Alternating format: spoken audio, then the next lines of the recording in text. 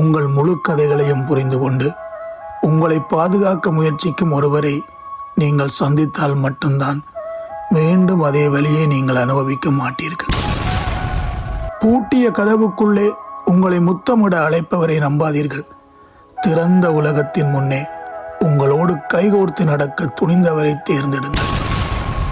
ஒரு உறவு நீண்ட காலமாக நிலைத்திருக்கிறது என்றால் அங்கே நிறைய மன்னிப்புகள் வழங்கப்பட்டிருக்கும். உங்களை மதிக்கும் ஒருவரை தேர்ந்தெடுக்கவில்லை என்றால் உங்களுக்கு இன்னும் ஒரு சரியான உறவு அமையவே இல்லை.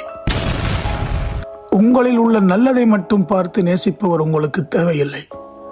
உங்களில் உள்ள தீயதையும் பார்த்து திருத்தி திரும்பவும் நேசிப்பவரை தேடுங்கள். உங்களுக்காக யாருமே இல்லை என்று உணர்ந்த போது உங்களுக்காக நான் இருக்கிறேன் என்று உறுதிப்படுத்தியவரை ஒருபோதும் அவமதிக்காதீர்கள்.